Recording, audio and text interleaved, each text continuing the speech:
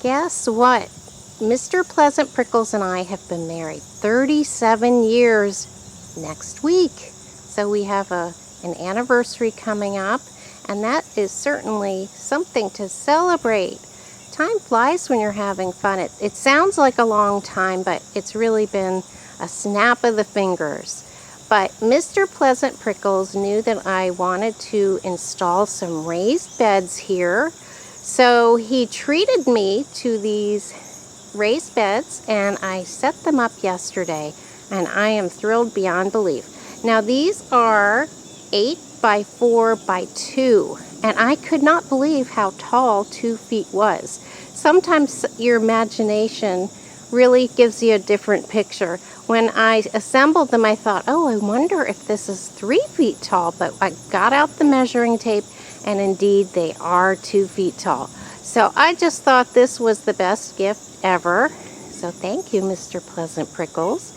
I am going to be so excited about planting these up in the spring. Now it looks like I have plants in it already, but what I did was I built them around the containers, which still have some vegetables growing. And I have some beets here and ginger, and some zucchini. I actually have a big one I need to pick. So because these were still producing, I didn't want to cut their growing season short. So I just built this bed right around it. Both of these beds are just set up around the bins. And once these plants are finished for the season, I'm just going to dump the whole thing of soil and the whole plant in there. I did line the bottom with a thick layer of cardboard, and I may even add to that. Since these are so tall, I'm going to do quite a layering job. I'm going to put a bunch of cardboard on the bottom, let the worms break that down. Should turn into some nice worm castings. And then I'm going to, as I said, dump all of these bins and their contents, the soil and the spent plants, all back into it. None of them have any diseases I'm concerned about. So all of this will be dumped back in.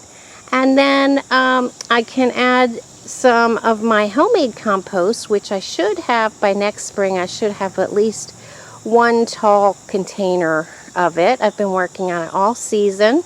Keep filling it up, and it keeps breaking down and shrinking. So by then I should have a really nice pile of compost to add in. And then I will add in, maybe 10 bags of soil and or mulch, or a mix of the two, and I can start planting. If you set them up in the fall, you can put all your garden debris in here and fill it up like 1/3 of the way or so. And then that will cut down on the soil you need, because obviously these are really huge. But I want to show you why I decided I wanted to do this. The first reason is a bed of soil this size isn't going to dry out the same way that my bins did. I did get good luck growing out of them, but I had to do a lot of watering this summer. And we had a couple weeks with no rain, and last week was 95 degrees. So everything had to be watered every day, sometimes twice a day. And my hoses, let me show you back here. One is at the back of my property. I ran a water line down this fence. Hope you're not getting dizzy. And then my main spigot is on the house, all the way down there. So I might tap into the water line that I have set up and set up a hose, or maybe even drip tape. That's something I'll have to consider. But it will certainly be less schlepping of water from the two ends of my garden in order to water this bed. It should really retain the water better. Reason number 2 for setting up my 2 big raised beds was that this raised bed that I did myself, I made it out of compost rings, my geo bins, and this has produced an incredible amount of food. It's looking like a jungle, and it's starting to fall over. We had some pretty bad storms with wind and sheets of rain, so it is looking worse for wear, and it is the end of the season. But I've gotten hundreds of tomatoes out of this do-it-yourself geo bin raised bed, and I thought, well, if I had a couple more raised beds, that are a larger size, I could really get a lot of produce. So that was why I decided to add the other 2 raised beds. Raised bed gardening has been a game changer for me. So guys, I didn't film the process. It was so easy. I did it myself with just a screwdriver and a wrench. And all you have to do is put these 10 pieces together. You don't even have to read the instructions. It shows you a bird's eye view of exactly where the pieces go. And it was very easy to do. It did take me probably 2 hours per bed, but it was so easy, and it was just a matter of putting nuts and bolts together, which I think most people can do. And believe me, if I could do it by myself, you could do it. And the box was heavy, but I basically just carried 1 piece at a time up to where I wanted to set up.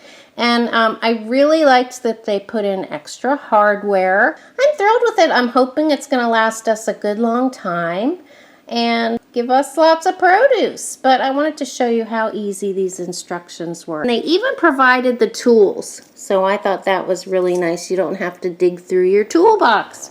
So guys, this whole experience was pretty fantastic, and we'll see what kind of produce we get next year.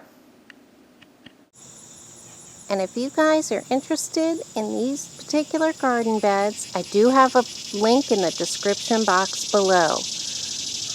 And thanks also to Mr. Pleasant Prickles for these wonderful raised garden beds and for being a wonderful hubby for 37 years. I'll see you guys next time.